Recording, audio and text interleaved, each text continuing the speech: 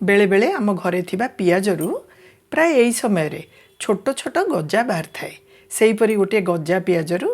केमती देखंतु spring onion बा पियाज साग मोर बढ़ी मुझे गजा पियाज को गोटे छोटिया प्लांटर रे टिके माटी देकिरी तार मुंडी को अल्प करी पोती देइथिली टिके टिके करी पानी छिंचुथिली रोसेयर झरका पर जोठी बेसी लाइट आमर आसे से झरका पर रखी देइथिली एबे देखंतु केते बढ़िया पियाज साग बा स्प्रिंग ओनियन मोर बढ़ी यही स्प्रिंग ओनियन को साधारणतः चाइनीज रेसिपी रे व्यवहार करा जाय थाए मु किंतु एही पियाज साग बा स्प्रिंग ओनियन नु गोटे खांटी ओडिया रेसिपी आज प्रस्तुत करी वीडियो को सब टिप्स एंड ट्रिक्स सहित शेष पर्यंत देखंतु जदि भल लगिला मोर वीडियो को लाइक कमेंट एवं चैनल को सब्सक्राइब करेंगे घरे थिबा आउ केतोटी पियाज सेमती गजा बाहरी जाइए गोटे बड़ पियाज आउ केतोटी देसी पियाज जो आसे ता सेइथुर भी गजा बाहरी सबको मु टिके माटी रे सेमती तार मुंडी को टिके टिके पोती देइची किछि दिन परे सेइथुर भी मोर बढ़िया हेकरी स्प्रिंग ओनियन बाहरिबो आपण भी आपण घरे थिबा गजा पियाज रु रोसई घरे एही परि प्रणाली रे स्प्रिंग ओनियन बा पियाज साग पाई परिबे रोसई घरु आमे पाउथवा पियाज सागर परिमाण कम हेले भी खुशी बहुत लागिबो एबे चलंतु एबे आमे आरंभ करबा आजिर रेसिपी जय जगन्नाथ मु राजश्री किचन डिलाइट्स को आपण मानको अनेक अनेक स्वागत करूची आजिर ए रेसिपी पई प्रथमे गोटे मसलाटी आमे प्रस्तुत करबा सेति पई ग्राइंडिंग जार रे मु 2 टेबल स्पून नै गली कला सोरिष सरू दाना वाला जो कला सोरिष आसे सेही सोरिष आपण व्यवहार करिवे ता सहित 2 टेबल स्पून नेली धळा सोरिष हाफ टी स्पून नेली जीरा फ्रेश नड़िया कोरा पकईकि आज मु मसलाटी बाटिबी 2 टेबल स्पून पाखापाखी मु नहीं गली नड़िया कोरा तापरे कंचा लंका 4टी मु व्यवहार कली कंचा लंकार परिमाण को आपण कम बा बेसी करि परिबे कंचा लंका नहीं सारा पर रसुण मु 8-10 कूल पकईदेली टिके टिके चोपा थिबा वाला रसुण आपण नेबे जे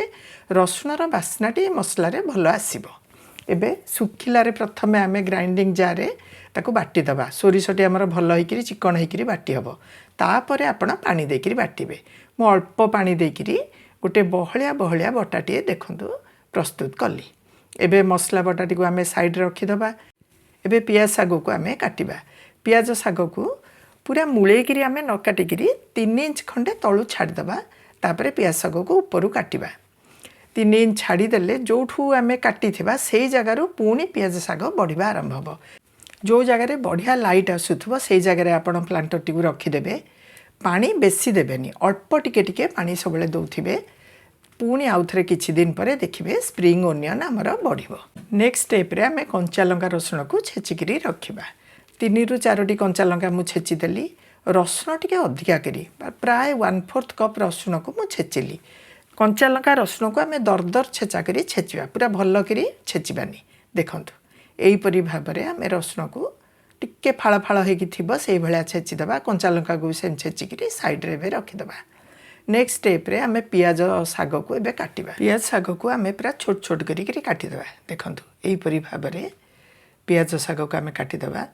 पियाज साग सहित मु आज आलू व्यवहार करिवि सेति पई गोटे छोट साइज रो आलू को मु तार ऊपर चोपा छडेइकरी तापरे धोई देइथिली तापरे ताको कद्दुकस मु करदेली आलू को आपण कद्दुकस कला परे धोइबेनी मोटे मन रखिथिबे कद्दुकस करिबा आगरु आलू को जतले चोपा छड़े देबे परिष्कार करी धोइकरी तापरे कद्दुकस करिवे एबे गोटे जागा नेइकरी पियाज साग जो मु काटिकी रखतली नै गली कोरा हिथिबा आलू को सेथरे पकई देली मोर पियाज सागर परिमाण को देखिकरी मु कोरा आलू पकेली किछि कोरा आलू मोर रहिगला आपण सबले एई रेसिपी रे पियाज सागर परिमाण को अधिका करी नेबे ता सहित आलू कोरा जो नेबे पियाज साग ठू सब कम परिमाण नेबे आज किंतु मोर जेहेतु पियाज साग टिके कम अच्छी मु आलू टिके अधिका करी आज व्यवहार करिछि स्वाद अनुसार कंचा लंका मु पकईदेली रसुण छेचा टिके पकईली रसुणर परिमाण टिके कम देबे कहीं हमर पियाज सागर बास्नाटी एई रेसिपी रे रहिबा दरकार 2 टीस्पून सोरिष बटा नहीं गली स्वाद अनुसार लुण नहीं गली हलदी गुंड टिके नाको नेली मु हलदी गुंड मसला बाटिला बेलू टिके पकईथी से ताकू देखिकी हलदी गुंड टिके नेली 1 टीस्पून सोरिष तेल पकई सबू जिनस को भलकरी मु गोलैदेली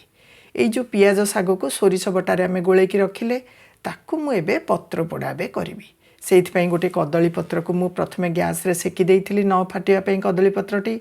तापरे टिके सोरिष तेल देइकरी सब भलकरी चारिआडे बोलीदेली सोरिष तेल को एबे सोरिष बटा दिया पियाज सागरे मु भजा बड़ी खंड खंड करी रखी दुईटी भजा बड़ी को ताकू गोलई देली बड़ी को एबे से पियाज साग को आमे कदली पत्र पर रखीदबा कदली पत्र पर रखी ताकू चारिपटू कभर करदबा कदली पत्र रे एहीपरि भाव फोल्ड करदबा दी साइड्रु एपट साइड्रु सेपट साइड्रु एमती फोल्ड करिकिरी गोटे